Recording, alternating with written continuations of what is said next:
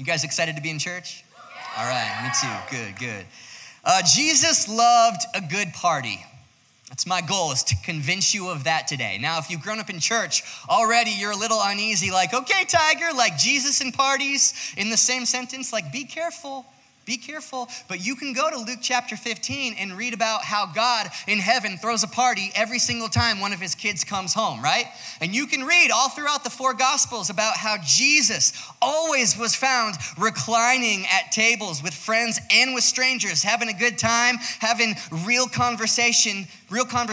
Jesus, the Son of God, loved rowdy dinners and weddings and banquets with his people. God invented partying with a purpose. Can I get an amen from anybody at Red Rocks Austin? Like sometimes we think, like maybe you've been churched for a while and we think that God designed the world without parties, without sex, without wakeboarding, without fun, and said, are you a Christian? Tuck in your shirt and get to church. And that it was the devil who like snuck in and told us about all of these things. But let me remind you that everything that is good and godly comes from above. God gives good gifts, but he gives it with guidelines and with parameters. And I need to say that because I know some of you are like me a few years ago and you're listening for any license that you can find to spend your week like sinning and feeling good about it and still feeling holy. And let me just pump those brakes right now. God gives good gifts, but he gives them with guidelines. Why? Because God is not for your fun? No, I promise you, God is way more for you than you are even for you. He's simply just trying to line us up with how he designed the universe to work, amen? With how he designed the universe to work. And he gives us, his heart, like parties are not from hell. Parties are a culture of heaven. He just gives parameters with them so that you don't wake up the next morning with your soul damaged, but rather with your life more full. And that, I don't know who that's for. That might be for a few people. That was for me 5 years ago. But all I'm saying is God is a God of good parties. And I want to show you this in Luke chapter 14. We're going to read the Message version of the Bible today. This is Eugene Peterson's translation of Luke 14 because I love the language that he uses. By the way, the holiest version of the Bible is the one that you actually pick up and read this week. And if this week that's the Message version, then that is amazing. And so to set the scene for you, Jesus is eating dinner, classic Jesus, and he's eating dinner with some Pharisees, okay? I love that, at a Pharisee's house. And so Jesus ate meals with tax collectors and sinners, but also with Pharisees, okay? Like the quickest way to become a Pharisee is to hate a Pharisee. But Jesus ate meals with them, and at dinner, he's telling them a story about a great party, a great banquet with this guy who's kind of like a Great Gatsby guy. He's got like a huge mansion with a ton of wealth. He throws parties. And in this parable, Jesus actually is the master, that guy. So here we go. Luke 14, starting in verse 12, the scene is set around the table with a bunch of Pharisees. One of the Pharisees says to Jesus, here we go, verse 12, how fortunate the one who gets to eat dinner in God's kingdom. And you can leave that up, Katie, but let's just stop right there. And let me remind all of us that that's us. How fortunate are the people who get to eat dinner in God's kingdom, right? Like how fortunate the people who know that they're going to heaven forever one day, right? Like how much should that change our postures in the here and now? How blessed is the group of people whose life is no longer defined by the sin that they walk in, but rather in the one who has paid the price for that sin. How fortunate are those who get to eat dinner in God's kingdom? And Jesus followed up with that. Yes, right you are. For there was once a man who threw a great dinner party, and he invited many. When it was time for dinner, he sent out his servant. Pay attention to that guy, okay? He sent out his servant to the invited guests, saying, come on in, the food is on the table. The filet mignon, fresh off the grill, unlike any filet mignon, like you don't eat this steak with ketchup, right? Like the greatest filet mignon you've ever had. I have fancy people walking around in white clothes with expensive trays full of phenomenal finger food, like crab cakes, class, who knows, the movie reference, nobody, Wedding Crashers, not that I've seen it. The dance floor is set up. The DJ is ready to go. Tonight, we are gonna party. This is where the party is at, and there's plenty of room with more than enough seats at the table for every single, like for you and every single one of your friends, your family, your coworkers, your roommates, your classmates. You have an invitation to this party, not with a +1, but with a plus infinity, all right? And in this parable, Jesus is the master with the mansion, the guy with all the wealth who throws all the best parties, and you, me, we are the servant, in my opinion, with the best job ever, basically just to be sharers of this guy's wealth, to go and to invite people to the party. And that's what he does. And at first, you're gonna see he gets rejected. Here we go. But they all began to beg off, one after another, making excuses. The first one said, I bought a piece of property and I need to look it over. Send my regrets. I'm grateful for the offer. Next time for sure. But right now I'm moving. You know how crazy that is. By the way, do you know anybody with a pickup truck, right? I'm moving right now. Another said, I just bought 5 teams of oxen and I really need to check them out. Can anybody relate to that this week? No? Okay. Send my regrets. What is this? This guy is the guy who wears exhaustion, busyness, and tiredness as like a badge of honor. I've been that guy so many times in my life. I'm not proud to say that. And yet another said, I just got married and I need to get home to my brand new wife. Best excuse so far. I'll give it to him, but still an excuse, because basically what that guy's saying is, hey, big life transition right now. Big thing happening right now. Like as soon as I get over this one, right? But how many know you're always gonna have something big, like a busy season in front of you, right? Like if you're waiting for the perfect opportunity to start following Jesus, you might be waiting for the rest of your life. And like this guy right here, all these guys, they do not understand the implications of this invitation, which is why the worst thing in the world to be, you guys, is not a sinner, but somebody who thinks they don't need a savior, right? Let's keep going. The servant went back, told the master what had happened, and he was outraged. And he told the servant, quickly, get out into the city streets and the alleys, collect all who look like they need a square meal, all the misfits and the homeless and the wretched that you can lay your hands on, and bring them here. He's saying, okay, if those people turn you down, then here's what you do. You go invite anybody and everybody. Find everybody that you can. Misfits, those who have been pushed aside, knocked to the ground, marginalized, those who feel like they're not part of something, like they're on the outskirts, the fringes of our society. Like invite anybody and everybody. Invite the person who's not gonna make it through the night if they don't have a hot meal at my table. Those are my people. And that's what the servant does. The servant reported back, Master, I did what you commanded, and the people are coming. They're coming. And guess what? There is still room. And the master said, okay, then go to the country roads. Do you see foreshadowing of the Great Commission right here? Go to the ends of the earth. Go to Austin, Texas. Everywhere, whoever you find, drag them in. And then here's the best line. Here's why I'm reading this from the Message. I want my house full.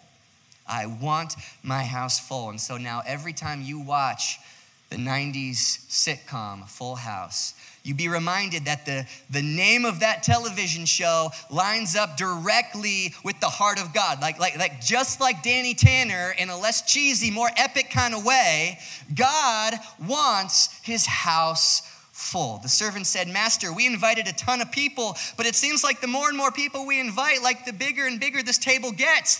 What's happening? And God would say, I know, I designed it that way. Isn't it amazing? At first I went to Crate and Barrel and the tables were super trendy, but a little overpriced. And so I went to IKEA, much more practical, but the thought of Allen wrenching together a table that seats 1 billion people, no thank you, right? And so in the end, I just realized, oh wait, I'm God. I breathe stars out of my mouth. I can just speak a magic table into existence that seats billions of people and just gets bigger and bigger and bigger. The more people that come, it accompanies for everybody. So please keep inviting, because once again, I want my house full. The heart of God is to invite the people in your life to dine at the table with Jesus. Amen, amen. All right. If Samara amens, we all got to start clapping. That's the rule. That's the rule at this service. If somebody else amens, I don't have the authority to tell everybody to clap. But if she does, you know it's good. The heart of God is to invite the people in your life to dine at the table with Jesus. So, like, if there's somebody in your life that you're like, man, maybe God's calling me to share my faith or to talk about God or to invite to church. Like imagine, you guys, just for a second, if we were the kind of church, the kind of people who just erred on the side of action when it comes to just about like we just assumed the light was green, not waiting for like God to split the sky in half and audibly tell us to do something. Like when it comes to like sharing our faith and inviting people to church and serving and giving and like even like adopting. I don't know who that's for, but like if you feel like, man, maybe God, you're calling me to adopt one day. What if you don't need God to like audibly tell you to do that because he already told you in James 1:27 that true religion is taking care of the widows and orphans? Like, could you imagine if we were the kind of people who just erred on the side of action always, like with great commission stuff, like a church where the doors are always wide, what God could do with that kind of people. This is his heart, the great commission he left us with. Take the gospel and run with it. We have the ultimate job.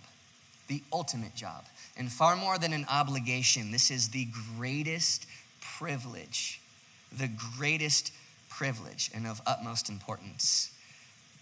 Katie, can you put up Matthew chapter 5? This is 14, 15, and 16. He's talking to Christians here, okay? And this is Jesus. You are the light of the world. A town built on a hill cannot be hidden.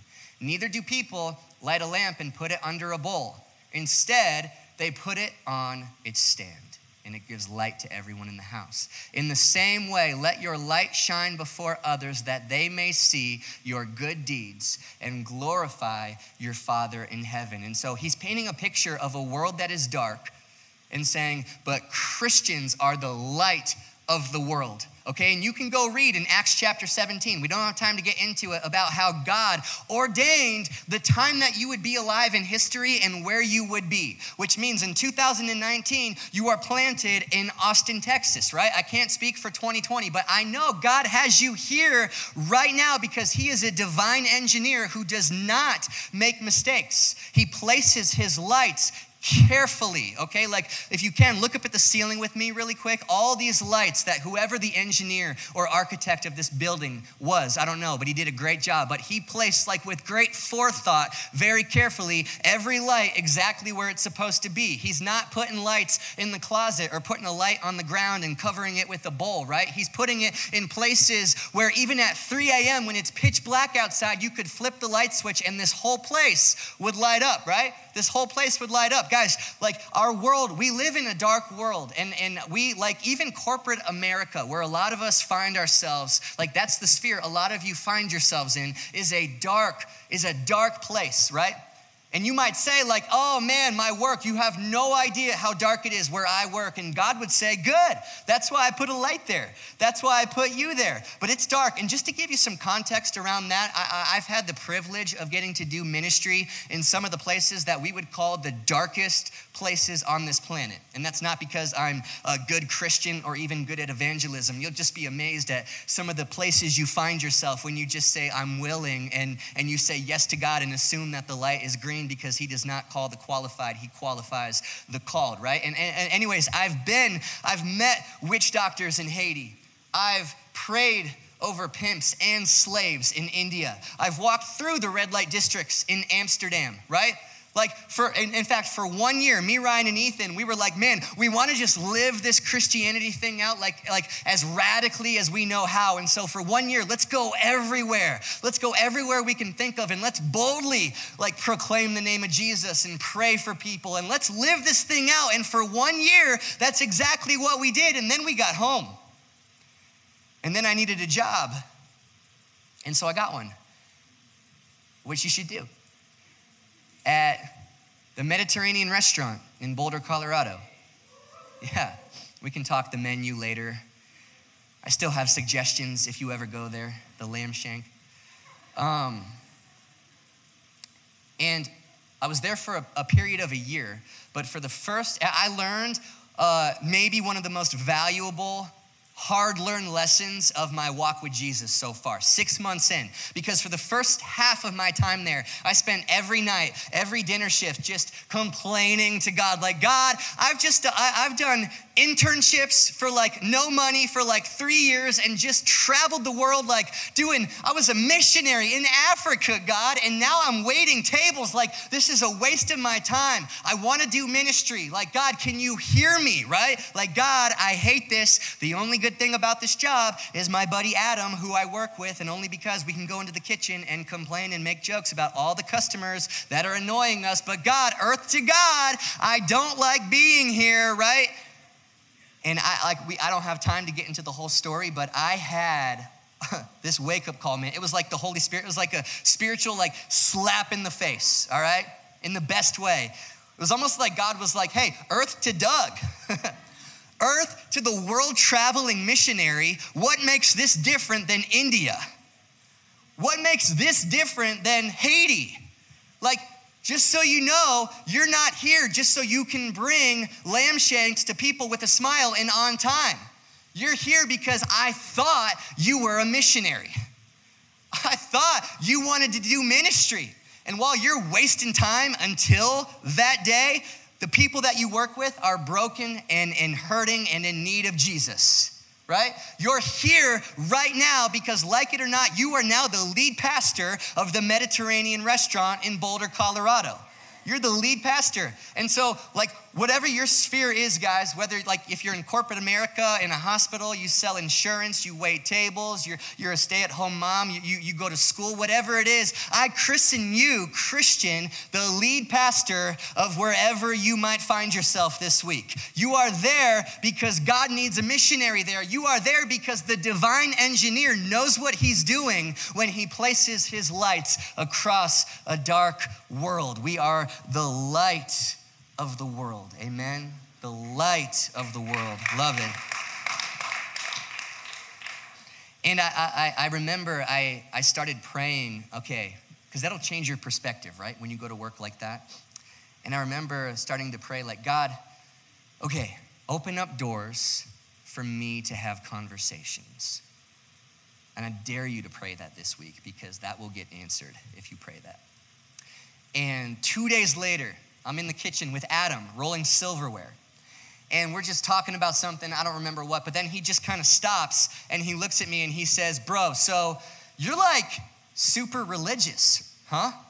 I love that. And I remember so clearly, guys, I got to say to him, no, I love God and I know him. And maybe you and I could hang out after work and I could tell you how that's possible. And we did, and I got to. 2 days after that, I was splitting a section of tables with my friend Katie, and we ran into each other in the kitchen. And she's very forward, just kind of no filter kind of person, which I love, by the way. And she said, okay, you're a Christian, Doug? And it only took him 6 months to realize that I was a Christian. That is not good, but on my end. She said, you're a Christian, so you're honestly gonna tell me that you and your girlfriend don't have sex? And I said, I laughed. I was like, I love this. And I said, no, we don't. And it's horrible, Katie. It is horrible. And this is why Christians statistically have the shortest engagements of any group of people. I don't know if that's true. I would bet everything that it is, though. And then that led to a conversation as to why the heck would you live that way? Well, let me tell you. It was Charles Spurgeon who said this: you're either a missionary or a mission field. Right? Missionaries are not like the really good Christians that we send to the darkest corners of this world to preach the gospel. Missionaries, if you're a Christian and you know Jesus, the main reason you still have breath in your lungs is because you're somebody's invitation to heaven. You're either a missionary or you need one, right? Do you shine like a light in your sphere? or do you not? When you're with your non-Christian friends, do you stand out at all and make them wonder what's different about you, or do you fit in every way? This has been a very convicting week for me, by the way. You're either a missionary or you need one. But we have the ultimate job. We really do. I'm trying to convince you, more than an obligation, this is the greatest privilege. Hear my heart say that. The greatest privilege. And I'm thinking, okay, why is it so tough though? Why do we get so scared to share our faith? And I think, okay, and here's why. Historically, Christians do not have a reputation of being the most fun-loving group of people, right? We should be, like, who has more of a reason to be fun and happy than people who know that they're gonna party with God in the kingdom of God for the rest of forever, right?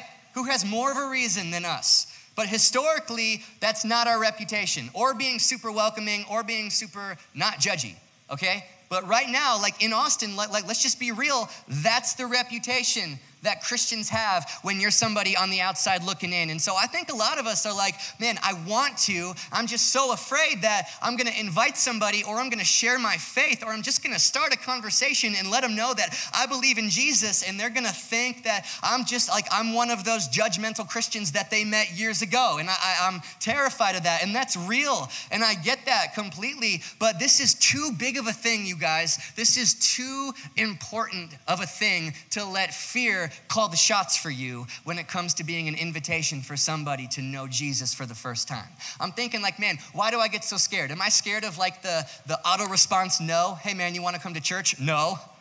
Okay. Like worst case.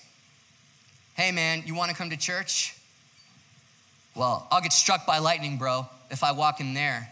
I'll get judged if I come to your church. Oh, actually, we're just a bunch of imperfect people trying to pursue a perfect God. I throw that out all the time. Put that in your toolbox, right?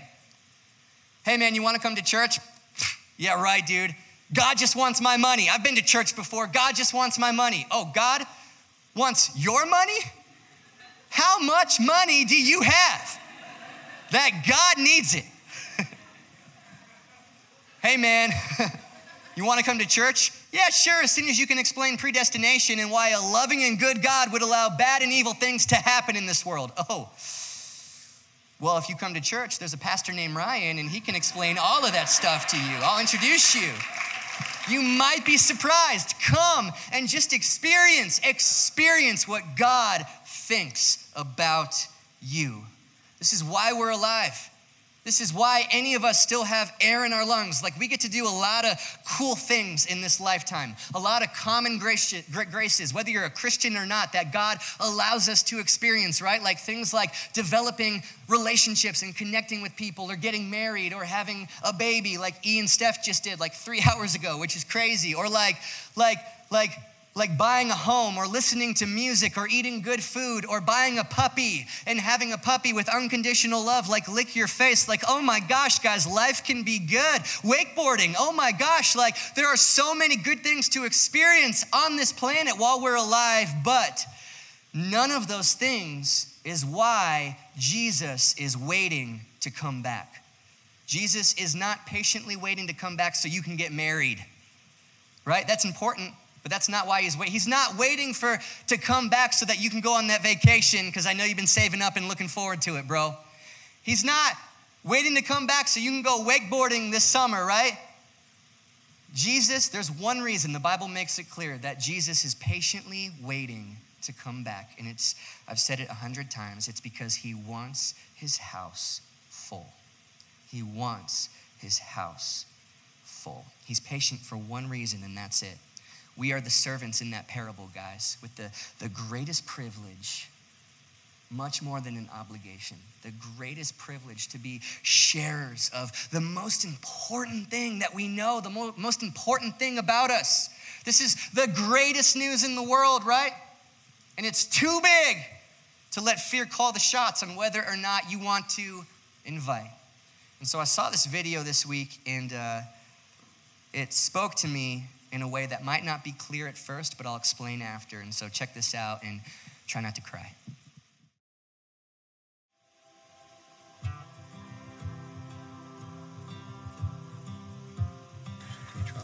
Yep.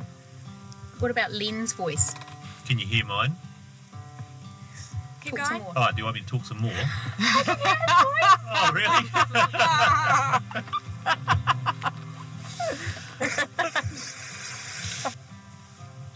Okay. Is it on? It's on. Can you hear me? Good. How does it sound? My God. You hear yourself? My God, I can hear myself. Yeah. That's good. It's okay. What about Mom's voice? Can you hear my voice? Yes.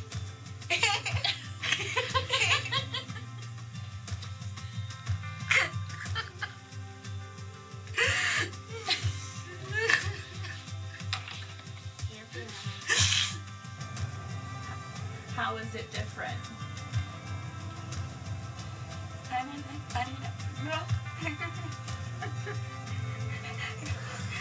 When you talk? When you talk?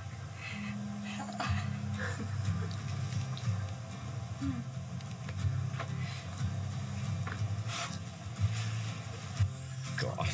It's true. I don't even see the difference. A little bit brighter. Oh, gosh. okay, it's hug time, Zach. Here you go. You hear my voice? Oh. There you go. So now technically your device is on. Can you tell? Oh, that's exciting.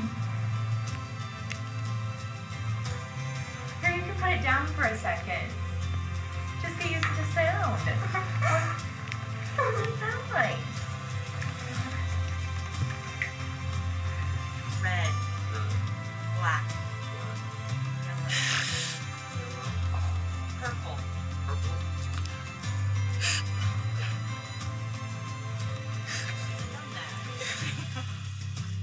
We're on. Can you hear me?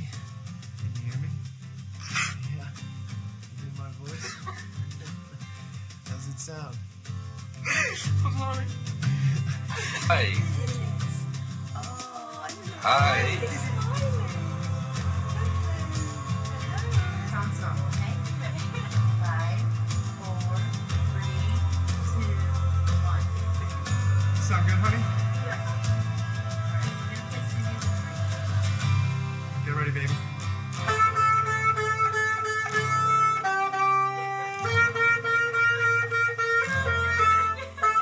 You like it?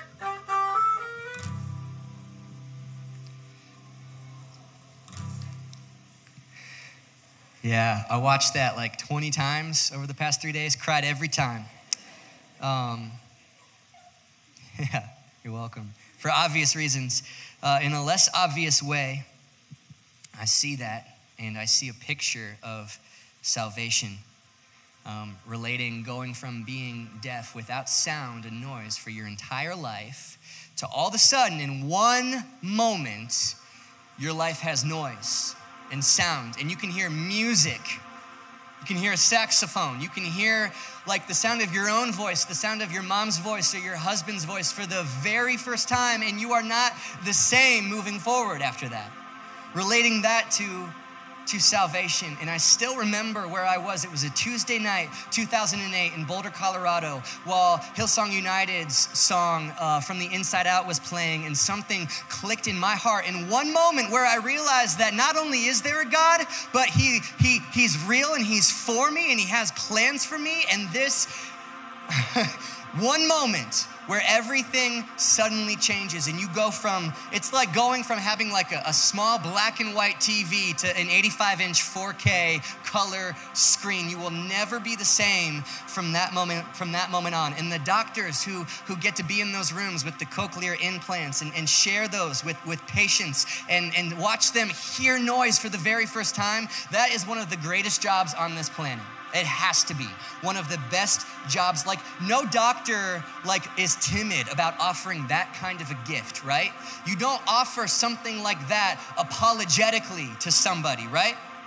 The best job ever, like the servant from the parable, the best job the greatest privilege, like us, with this news about Jesus Christ as lights in a dark world, so much more than an obligation, the greatest privilege. We have the opportunity to share the news and invite people to the banquet of a lifetime. And there's a lot of things about life that are fun. We've already covered some. Puppies, wakeboarding. But I don't know if you've ever experienced it. There's nothing quite like sitting across a cup of coffee from somebody, sharing your faith and watching it click in somebody's eyes for the very first time, that not only is there a God, but he's actually not mad at me and loves me and likes me, and this is for me. Like, are you serious? This is for me? Like, that'll do something to you, man. That's why Jesus says, hey, to the ends of the earth, go share my love with people, right? Be a light in Austin to the ends of the earth. And as you do that, I will be with you. And so if you feel like kind of stuck or bored in your faith or in your life right now, that should be an oxymoron. Bored Christians, if you're really following Jesus, we should never be bored, right? And I'm telling you, if that's you, try the Great Commission this week. If you feel like, man, I just wish I had more purpose in my life, try your purpose this week. Try the Great Commission this week. And I've said this a lot, but since moving to Austin, I have been scared every single day. You want to talk about like waking up in the morning and having to fix your focus and incline your heart? Like, that's been me since July 1st of last year, since moving here. So scared every day, but, and I can say this with all the integrity in my heart, I have also never felt this alive in my entire life. Jesus says, as you do that, as you go, I will be with you. Man, you want to experience the Holy Spirit in your life? Wait until you're sitting across that cup of coffee, or you're at work, or you're about to make that call and your hands are shaking and so clammy because you're about to do it, and you'll be amazed at how you experience the Holy Spirit in that moment, right? And if you're here and you don't know Jesus, and maybe you've been invited by somebody who does, you can speak to God anytime. It can be right now during worship, in the car on the way home. Our goal is to try to build a space, a home where you can experience what he actually thinks about you.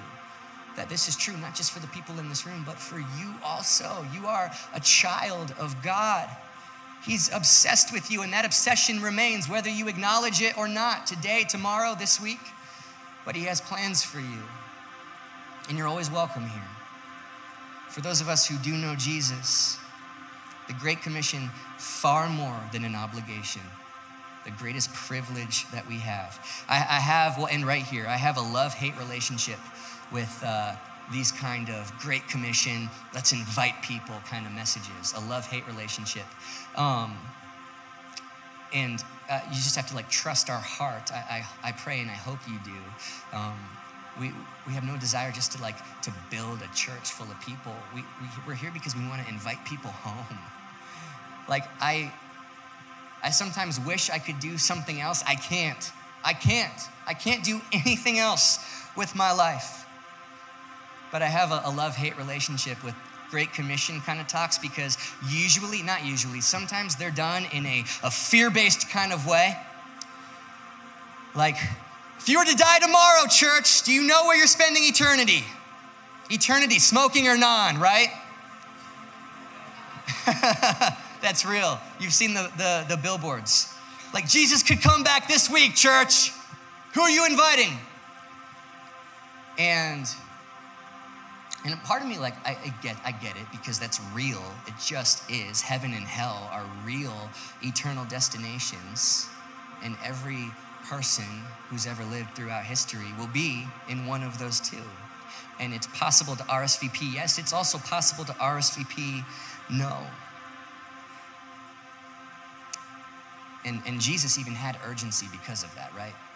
Let's just be honest. Like, Paul, in all of his letters, was very urgent. Like, he felt like a mission in his heart. Like, I can't do anything but promote the gospel To live is Christ, to die is gain. While I'm here, while I'm living, Christ is everything. I can't do anything else with my life, and he felt urgency. I sometimes picture my conversation with Paul one day in heaven, and how I don't want it to go is, hey, Paul, what's up? And he asked me like, hey, you had a hard time sharing your faith. Why was that? It's because they tried to stone you and flog you? Is that it? And I'd be like, no, that never happened. They threw you in jail, huh? Me too, man. Happened like 100 times. No, Paul, I never got thrown in jail for my faith. They wanted you dead, huh? They killed me for it, man. What, Paul? No flogging, no jail time, no death threats, none of that. Okay, well then why? Why didn't you share the most important thing in your life with the most important people in your life? I don't know, I was afraid of being weird. You're afraid to, in a city that celebrates weirdness, you are afraid to be weird about the gospel of Jesus Christ? I don't want to have that conversation one day, right? And so Paul was urgent, he felt urgency, and that's real. This isn't a game. This isn't a game. We all stand on the brink of eternity with every single breath, right? But here's the thing, because that's oftentimes fear-based. And I've sat beneath some teachings on that were fear-based, like my friend's salvation is all on me. And you can't go to bed at night with that kind of burden on your shoulders. Salvation is in God's hands. That is his job. Our job is simply to be agents of invitation and agents of introduction to introduce our people to their Savior, right? That's our job. And so let me free you up from the fear burden, because here's what I believe. Our church, man, you'll hear this, I pray, resonate in all of these teachings. I just believe not only will you enjoy God more right now, but you'll be way more effective at the Great Commission if your motivation is love and not fear. We don't love God because we're afraid of hell. We love God because he's everything, man.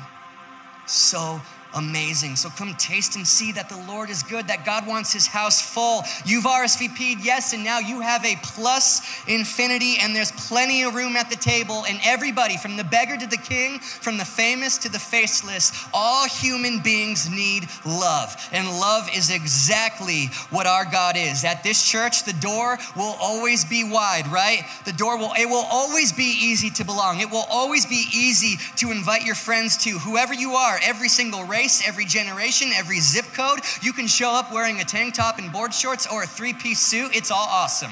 It is all deadly at this place. So let us go into our spheres of influence tomorrow as pockets of heaven, as lights strategically placed by a divine designer right here, right now in our dark world. And as we do that, we might just be known in Austin, or be a part of a collection of amazing churches in Austin that are truly known as a light on a hill, leading people home to Jesus. Amen.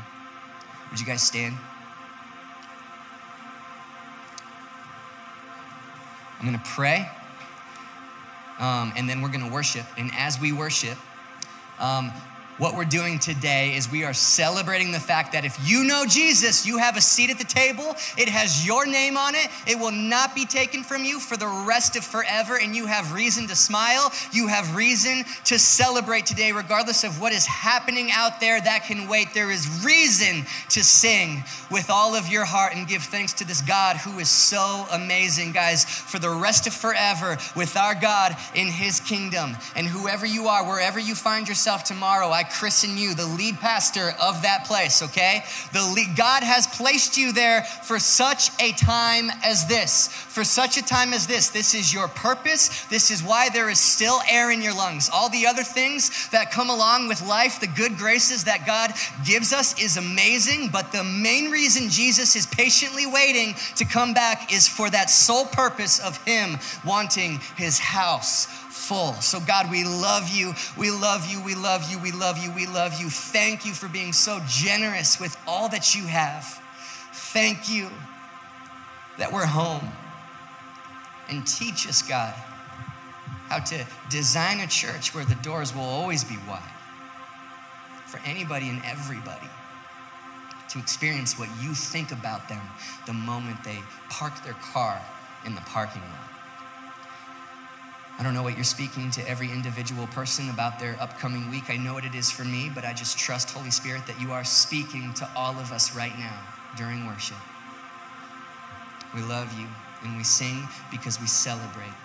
The glory is yours, the fame is yours. Thank you for letting us come along. In the name of Jesus Christ, amen.